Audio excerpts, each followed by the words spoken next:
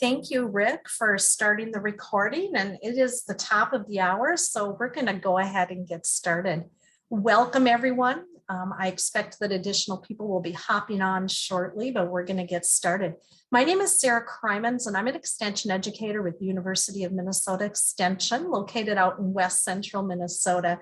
And as we were planning webinars for the past several months, I reached out to one of our colleagues, Brenda Long, who is a financial and home ownership educator with University of Michigan Extension, because she's got this great program, Get Ready, Get Set, Get Going, a guide to money management facilitators guide that I'm really curious about, and I wanted to learn more, and I thought other people would as well. Brenda comes to us again from Michigan, and she has expertise in money management, home buyer education, home foreclosure prevention and intervention education, and health insurance education. So Brenda, welcome. I'm so happy to have you with us today sharing your resources. I'm going to turn it over to you. Thanks, Sarah, for that great introduction. Actually, I want to make a correction that I work for Michigan State University Extension. University of Michigan is another big university in the state, and we're very competitive. But oh my goodness, my bad. I apologize for that. That's okay. That's okay. All right. So Sarah pretty much introduced me. Along with this webinar today is Tegan LaFear. She is a program instructor with Michigan State University Extension, and she has taught the series of lessons that I'm going to be talking about. She's piloted it with probably at least 10 groups of adults with cognitive disabilities. So she will be watching the chat for questions and agreed to stay on a few minutes after the formal presentation if you have any specific questions for her with her experience. She even taught the lessons remotely with a partner during COVID. So, but most of the time in person. All right. And we also have Rick Meyer, who is going to provide tech support. So if you experience issues or have questions, you can contact Rick. All right, and so most of you added your name and where you're from in the chat. If there's anything more specifically about why you're interested in this financial education curriculum or working with developmentally disabled adults, please add that information as well. All right, so to set the stage, according to a National Disability Institute report, people with disabilities include 19% of the US population, and they face many economic challenges, including banking status, access, sustainability, growth, and financial well-being. Nearly half of adults with disabilities are unbanked or underbanked. Nearly half have no credit, and 2/3 do not save for unexpected expenses. And another study found that people with disabilities have difficulty making ends meet, planning ahead, managing financial products, and making informed financial decisions. The Americans with Disabilities Act prohibits discrimination against individuals with disabilities in all areas of public life to make sure that they have the same rights and opportunities as everyone else. This includes equal opportunity to build the knowledge and skills to make informed financial decisions, access to financial education and coaching, affordable and accessible financial products and services, inclusion in career pathways and employment, and the ability to save and build assets. Oops. So this curriculum is based on a couple of theories. One is from Albert Bandura's The Social Cognitive Theories, which has ties to Jane Prochaska's Stages of Change model. So Bandura's social cognitive theory is based on self-efficacy, which is the measure of the ability to take the desired action. So self-efficacy is affected by perception of control and includes enough competence and self-confidence to act. This curriculum intends to build on the participants' confidence and sense of control based on where they start the program. And if the behavior is complex, smaller, easier tasks create small successes. And the facilitator should recognize and reinforce progress as tasks and subtasks are completed. Prochaska states that people go through stages before they can create and sustain change in their lives. And through this change process, they are trying to change unwanted habits. So with this curriculum, we focus on 3 stages: pre-contemplation, where somebody is just starting to think that maybe they need to do something different; contemplation, which they become more serious and start making steps toward what they should do; and then preparation is preparing to actually start making change. So what we did was we had some focus groups and interviews with both mental illness recipients of services and also service providers. And they shared that depression and anxiety are 2 conditions that many individuals with cognitive and intellectual disabilities deal with. They face challenges with basic necessities, including food, transportation, employment, housing, clothing, and personal hygiene products.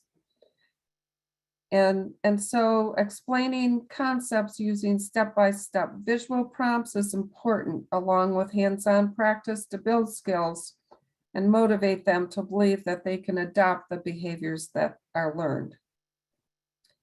Also important is identifying community resources that provide support. This curriculum integrates into a variety of other existing programs. It starts with identifying where the individual is and works on their most pressing need or needs.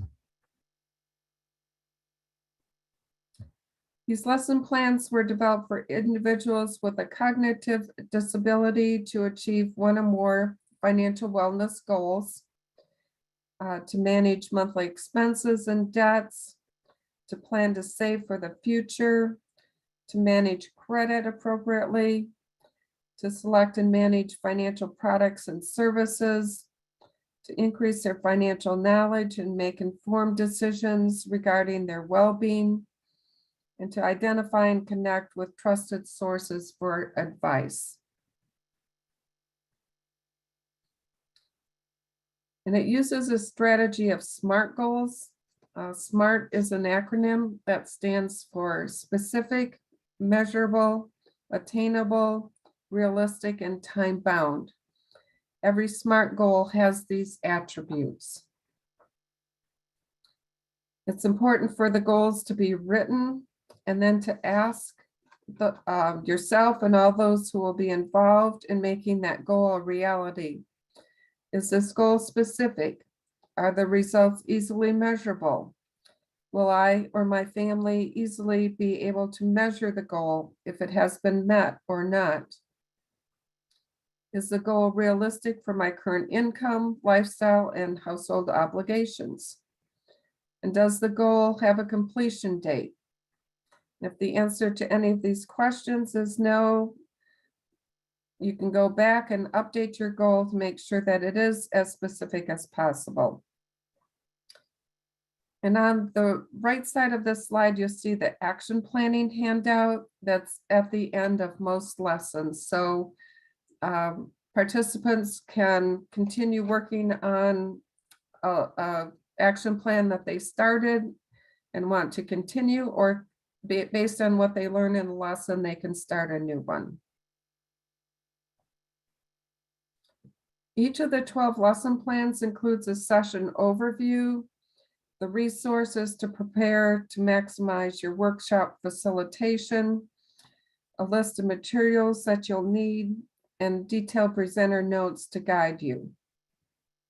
So the lesson structure is consistent and predictable for learners with developmental or intellectual disabilities, from a welcome to several lecturettes and engaging activities to wrap up, and then an assignment.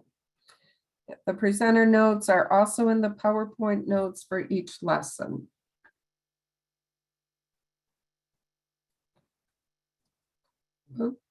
Okay. So most adults with developmental disabilities are visual learners who learn better by watching and seeing rather than auditory learners who like to listen and hear. The lesson plans also include a variety of simple visual supports in the handouts and PowerPoints, and you may think of some other visual prompts to add to your learning environment. So we're going to ask a poll.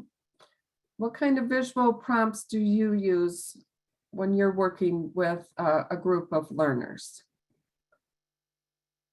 Do you use labels, pictures, objects, an agenda or schedule of activities, directions, or something else?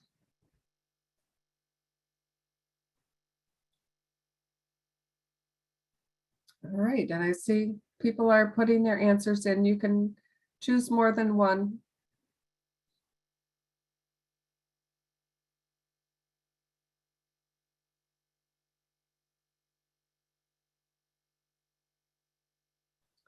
All right, I think we'll give it a few more seconds.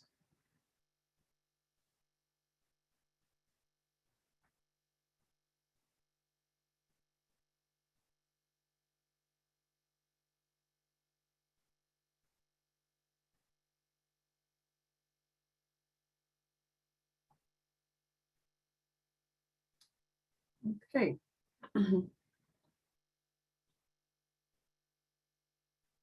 All right, so looks like the majority said they use pictures. Few use labels, and about half use objects, schedule activity or an agenda, and something to do with directions as well. So you get the idea of some visual prompts that are important with this audience. All right.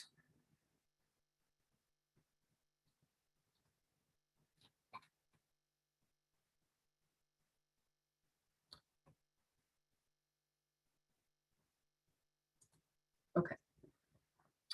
All right, so each lesson includes 2 to 6 activities for hands-on learning. Some ask the participant to write a few words or phrases, and others generate ideas and group discussion.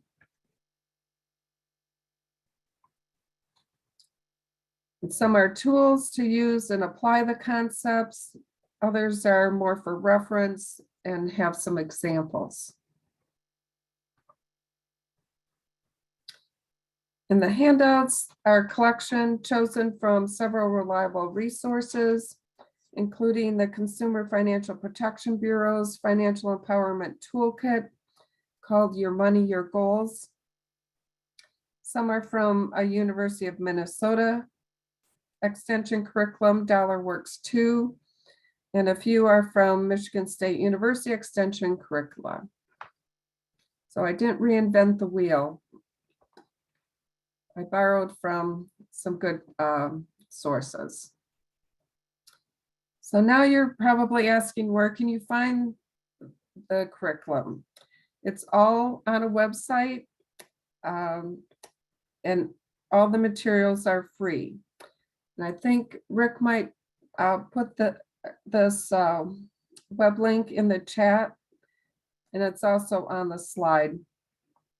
You'll be able to find downloadable PDFs for everything that you'll need that we'll talk about today. The facilitator guide, the flyer template, all the lesson plans and PowerPoints. Thank you, Rick.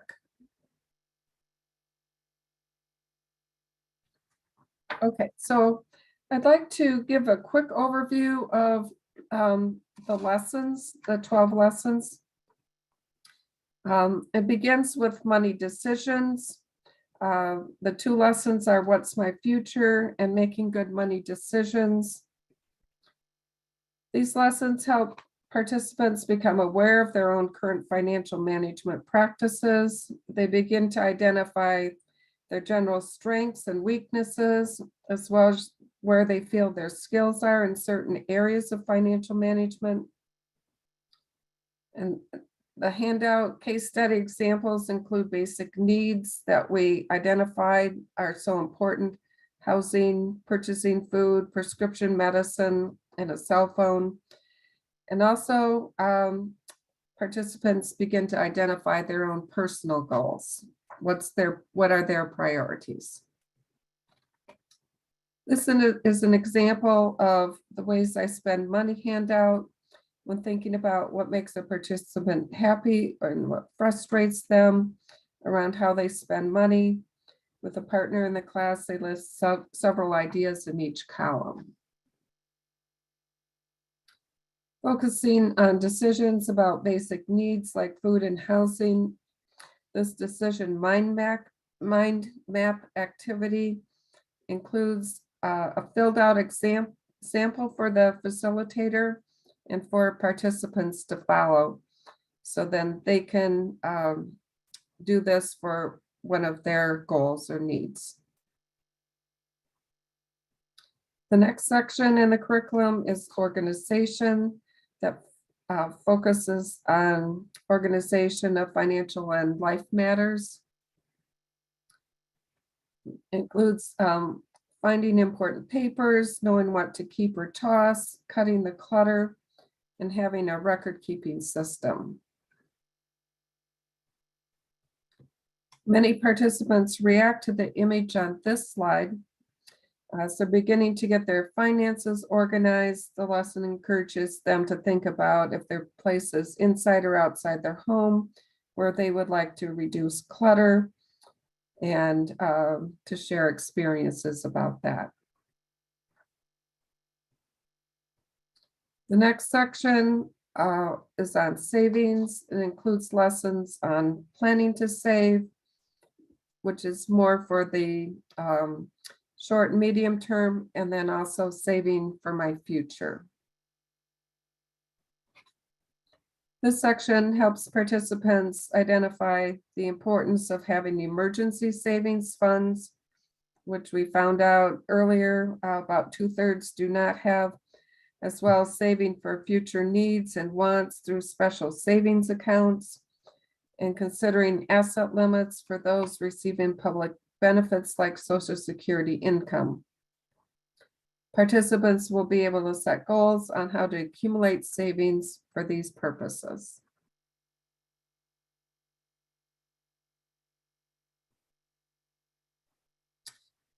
The cutting expenses handout is a strategy tool to help analyze where to find some savings, if there are spending leaks or ways to reduce or eliminate some spending.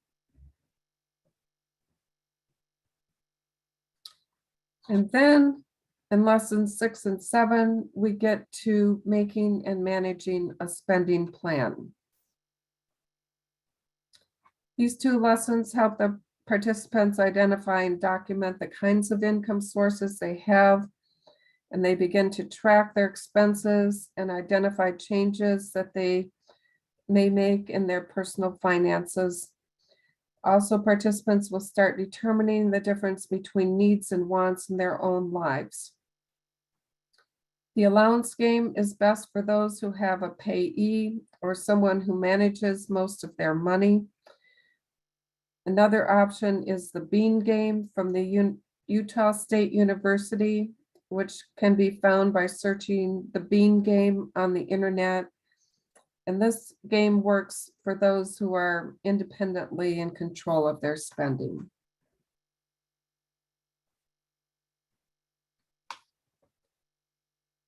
These spending plan lessons were intentionally placed about a month after the series started so that participants can collect their receipts from purchases for that month for realistic calculations of their monthly expenses.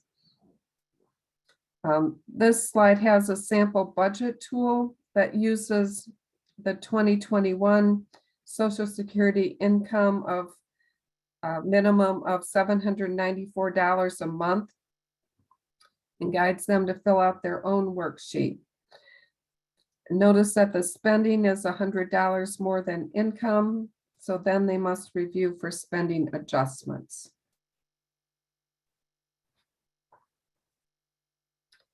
Protecting my money focuses on protecting against identity theft and scams and identifying financial abuse and exploitation. With identity theft, examples of personal information and red flags are covered, as well as what victims should do to protect themselves. Persons with developmental disabilities are at a higher risk to be victims of financial abuse and exploitation, even from those close to them, and should be more aware of how to spot what is happening. The final section is paying my bills, which includes lessons on income and taxes, paying bills, understanding credit, and controlling debt. These 4 lessons focus on the basics of bill paying, credit reports and scores, and debt management. The first 2 lessons focus on the basics of where income comes from and filling out income taxes, and then also has tools for bill paying, including the very basics of how to write a check. Many bills are paid electronically now, online, or with a debit or prepaid card, and these options are also covered. This handout about increasing income and benefits is another strategy tool to help participants think about ideas that might work for them if they do not have enough money to cover spending. The last 2 lessons are about credit reports and scores, as well as managing debts, to assist participants with an approach for communicating with creditors. And around the series midpoint in lesson 7, the managing a spending plan, and also during the last session on controlling debt, there's an activity called Your Future, What Does It Look Like? To ask participants to share what they feel good about, what they're concerned about, their action plan progress, or what they're learning. These are powerful statements to reaffirm their personal goals and to hear from others in the group.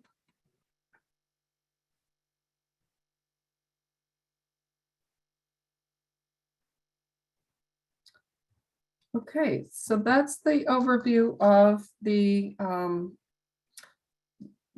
lessons. Now let's shift to talk about facilitating group classes with adults with developmental disabilities. So I've been talking for a while, so I'd like to give you a chance, after you think through what these lessons are about, how would you design effective education for adults, especially for those with developmental disabilities. So if you can put your responses into the chat.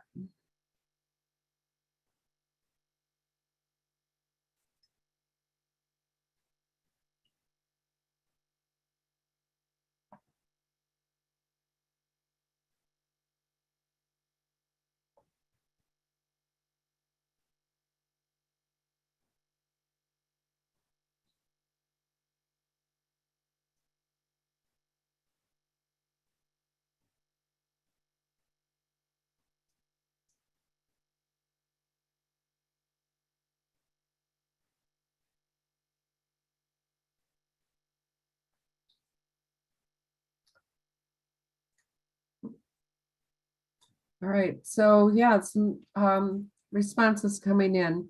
To match the activities with the cognition level of participants, and that's a really good point, that you're going to have to learn your group and what their abilities are and make some adjustments on facilitating the lessons with them. Lori says, perhaps repeat times to make sure concepts are enforced. Yes, and we do that in the lesson plan, but also you might have to repeat certain things that you say a few times. Providing information in smaller chunks is more effective. Yes. So try to keep it as simple as possible, so for the learners to understand. Okay, using visuals like 2 jars with marbles or something to see income versus expenses. Oh, that's a great visual. Yeah.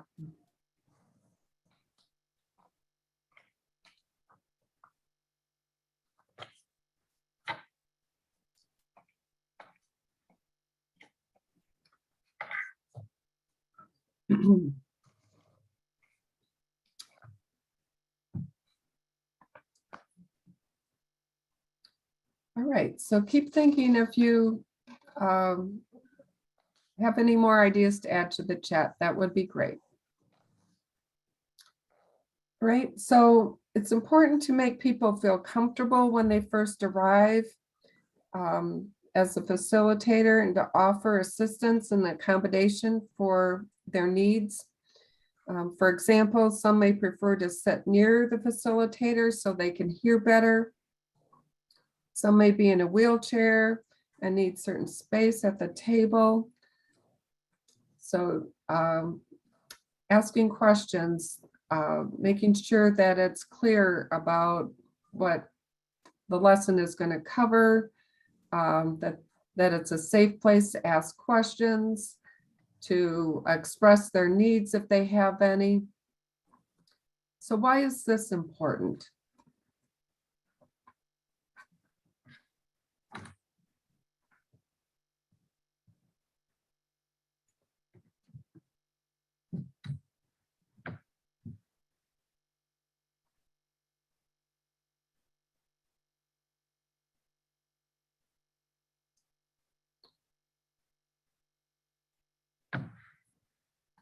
Why is it important to,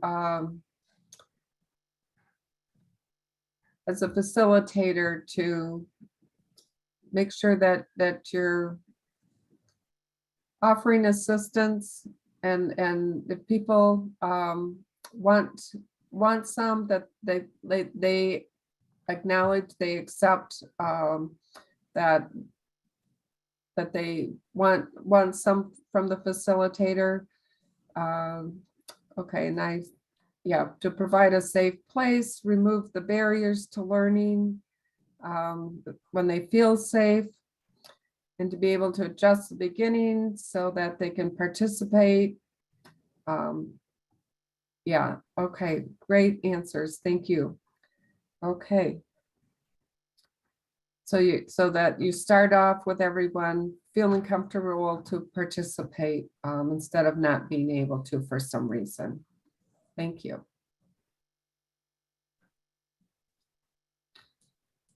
Okay, a few tips for communicating with adults with developmental and intellectual disabilities are to speak directly in simple to understand language without being patronizing, to use a normal tone of voice, to set reasonable and clear expectations, including setting ground rules, reviewing the agenda, introducing class management techniques such as raising a hand before speaking, to use concrete examples rather than abstract explanations, metaphors, or expressions, to offer limited choices, no more than 2 is best, to be prepared to repeat what you say orally or in writing, to offer to assist completing forms or understanding written instructions, and then to wait for the individual to accept the offer. And finally, to choose words with dignity, to use person first language. For example, say people with disabilities rather than the disabled. And instead of the term handicapped, use disability. Encourage participants to do and speak for themselves and emphasize their abilities and not limitations.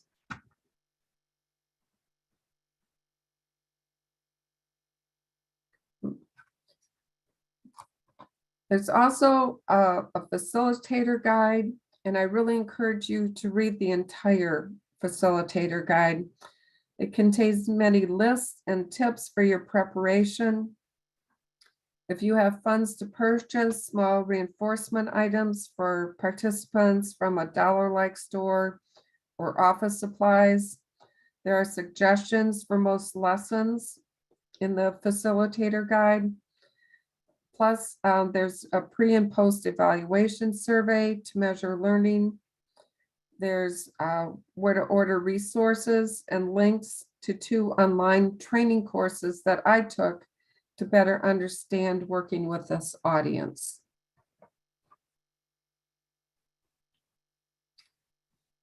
So now I'm going to ask you, after hearing this presentation, do you have a group in mind that you will use this curriculum with? And there's a poll. So thanks to Rick for pulling that up. And again, you can choose multiple answers. So with a community nonprofit, with extension, a community mental health agency, older foster care youth, schools with post-secondary youth, diversion courts, or friend of the court, which here in Michigan is for the parents who are paying child support.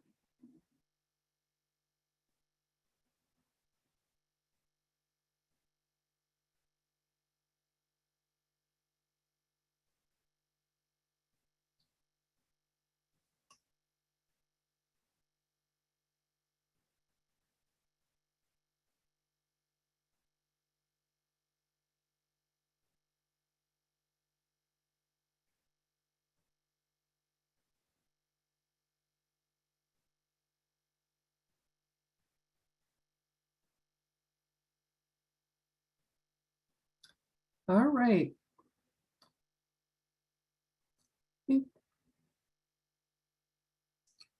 Okay, so we've results are shared. So about half of you plan to use it with a community nonprofit, a few with extension or a community mental health agency. And also a couple people said older foster care youth or schools with post-secondary youth. And I'm really curious about that one because you know, these basic money management lessons could be easily done or adapted if you're thinking that you'll use them with those older youth. So, so thank you for your answers there.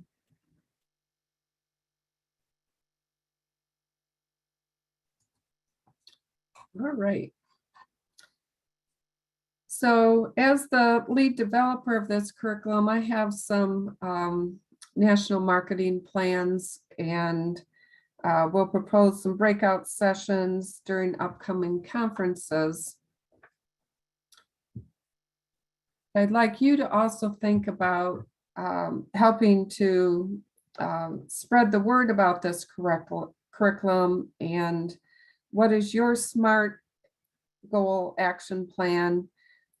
If you'll type into the chat who you will share the link to the website and information, market to and partner with in your state.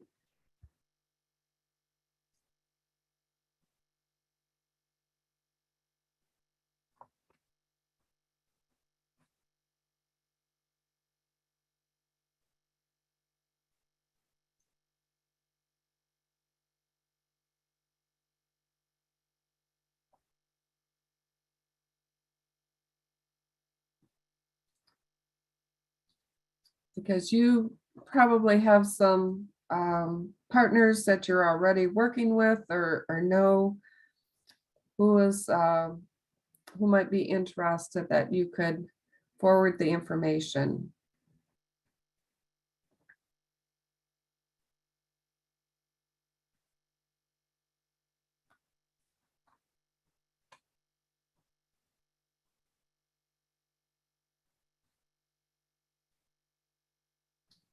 All right, so thanks to Lori for mentioning that she'll share the curriculum with community mental health centers near her in their rent-wise program. Great.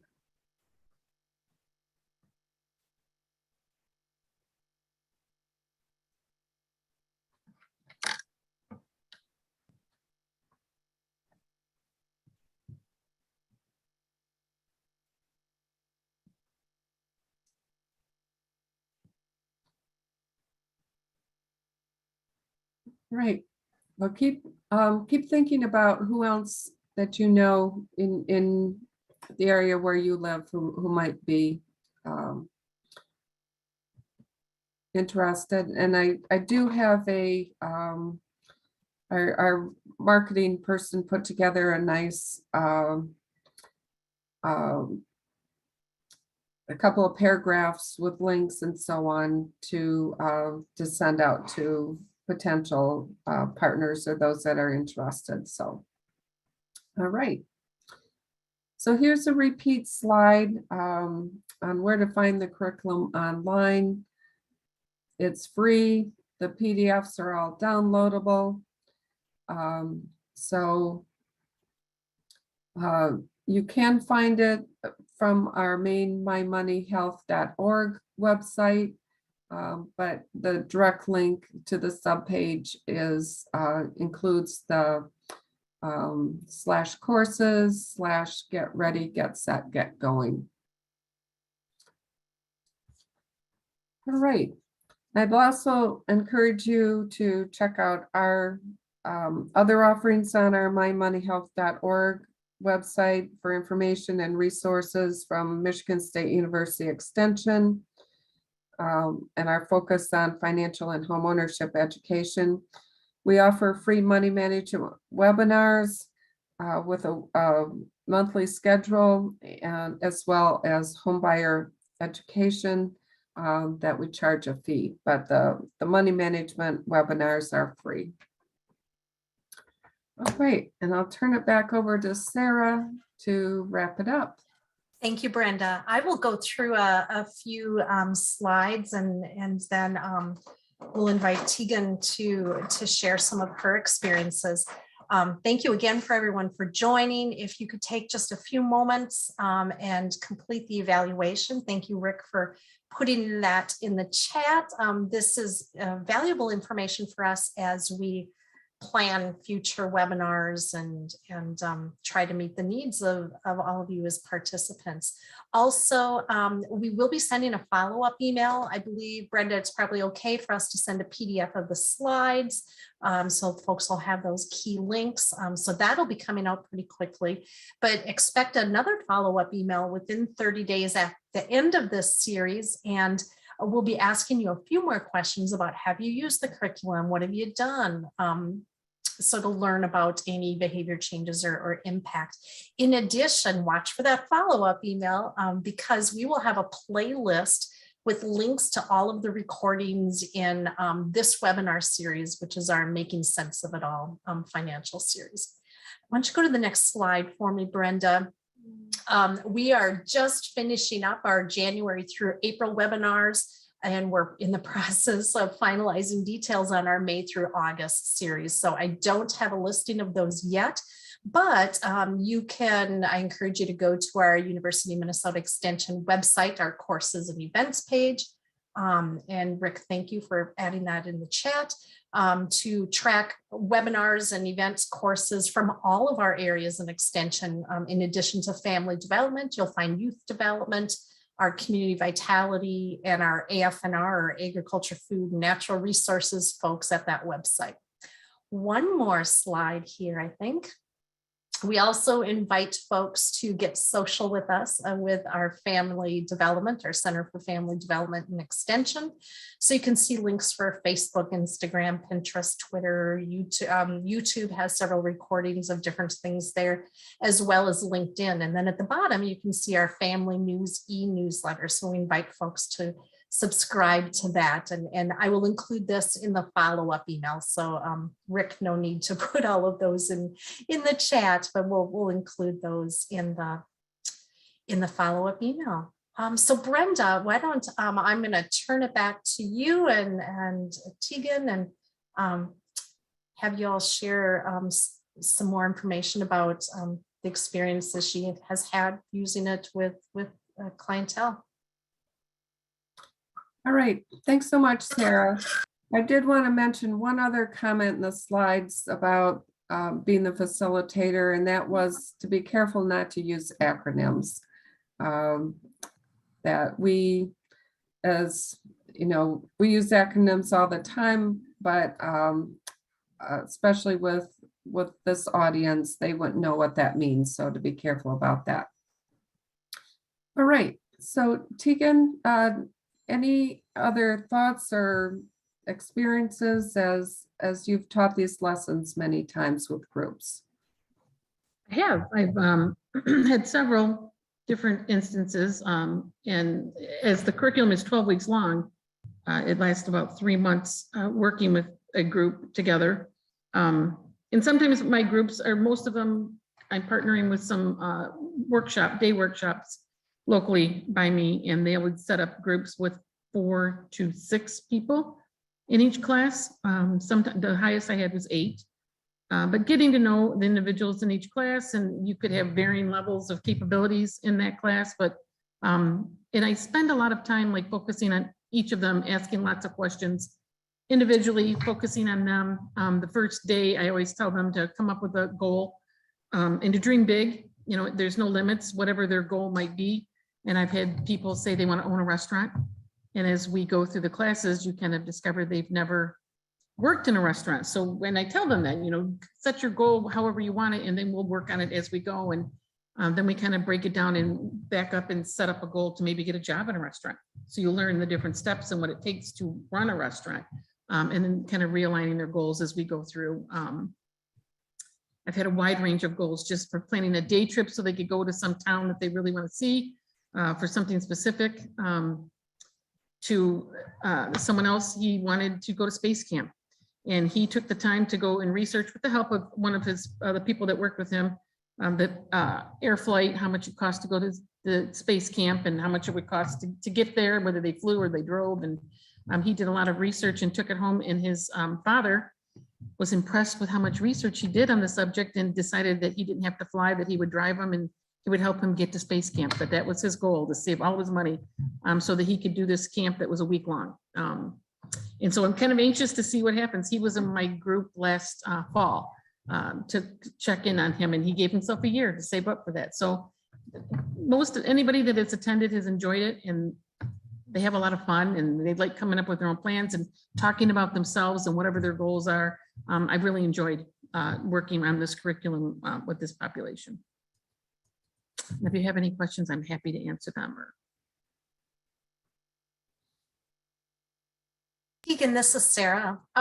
So you've done the course from the curriculum from start to finish with the 12 weeks. Have you ever made shorter sessions based on specific needs, or how do you decide? So you're using all of them, or would it be appropriate to pick and choose based on participants? Well, the group that I'm working with, they liked the longer time with it, but I have reduced it. So the last few sessions I've done in 10 weeks. Most of the population that I'm working with, the income and income taxes, analyzing their paychecks and that, like I would combine some of those because it really they don't get their own paychecks, they're getting an allowance. And that's what I would really focus on that with them. It's like, you have someone else who helps you with your money. They're helping you pay your rent and your cost of care, your living expenses. You get some pocket money, your own money that you spend it, and kind of focusing more on the money that they have responsibility for. There are some people in the groups that they do get their own income and they are responsible for everything. But in general, I'm working with people focusing on what they get for themselves. And I have reduced it down to 10 weeks, just combining some of those that maybe just wasn't pertinent to them for a whole hour. So I would combine a couple of the subjects. And here in Michigan, through the winter, we were doing a class and weather was never cooperating all the time. So sometimes we might have had to cancel a class so I could combine classes again. And they were always flexible. They were just happy to be there and enjoyed the one-on-one time and talking about themselves and what their goals were. So it's pretty flexible. You can kind of find what works for you. And I've changed different things. I'm not sure which week it is, but I've even brought in the flyers for the grocery store ads and give everybody a set of grocery store ads. And we would have everybody look through the ads, like where's chicken on sale and how much does that cost? And actually came up with a meal plan. I had someone from our Health and Nutrition Institute come in once and came up with a meal plan to make a meal. How much would this cost if you went out to eat for the spaghetti dinner? And how much could you pay to make this at home? And that was they enjoyed that too, like comparing the prices. And I focus on them too. Like, do you help plan your menu at home? Do you help grocery shop? Do you help pick the meals, that types of thing, in their own paychecks? A lot of them earn a paycheck, but they don't even go to the bank. So talking to them about that, and they just sign it and someone from their home, their staff takes it to the bank for them, that they don't even do that part of it. So kind of encouraging them to be part of all of that. Great. And I'd say the last lesson on debt, many don't have their own debt. So that would be another one to, learn your audience and assess how many do have debts that they're trying to pay back versus really focusing on that, your future, where reimagining it for you, wrap up activity. And I think Tegan's done sort of a celebration where everyone shares what their accomplishments are and so on during the last session. Yeah, kind of a review and a little party celebrating going through 12 weeks of classes. Someone asked, how do you deal with savings with many people with disabilities have an asset limit? So there is, in the savings section, there is some resources on ABLE accounts and different ways to address if their savings get over that asset limit. Most of the time, I tell them I have that information. Most of the time, people aren't struggling with getting past it, but there are individuals I work with. I'm a guardian with somebody and he is always over his limit, and we're always trying to come up with ways that he can, in resources where he can spend his money down. But there is some information on ABLE accounts and some other resources in the curriculum in the savings section you can share with people that kind of how to deal with that, getting over that asset limit. And for emergency savings, we talk about it in terms of, a few $100s would help to get started. So, and that's where some have started with their goals, their action plan. is just being able to save a few $100s for those unexpected things that happen. Tegan, I think Brenda had shared with me earlier that you've actually done some courses online, and we know with COVID, we've done a lot more education online as opposed to in person, but any tips or strategies for working with folks with this curriculum online as opposed to in person? Well, the group, I actually, when COVID first started and we had our work from home orders, I was in the middle of a series in March of 2020. And so we kind of had to end that abruptly, and they didn't have any way to accommodate that. And we kind of just dropped that series right then and there. But as time went on and they wanted to get people more involved in doing things again, they had purchased iPads, some tablets for their folks. And I think they had 4 at the time. And so they set up wherever they could meet. So they would go to a park and they have their tablets, and they had, Wi-Fi hotspots that they did, and everybody had their own tablet. The biggest complication with that is not everybody having their volume on at the same time, because it would be feedback in that, but they really did well. They learned how to turn their microphones on and off, and they could ask questions. And like I said, I focus on individuals every time, like, how are you doing? And remembering what they had planned for the weekend before, or what their plans are next weekend, and talking to them directly and individually. So I was impressed. They always had somebody with them to help them get set up and logged on. And then you had some of the individuals that were helping other people stay logged on, or learning how to use the microphone and all of that. They adapted well. I was impressed with how well they did. Thank you.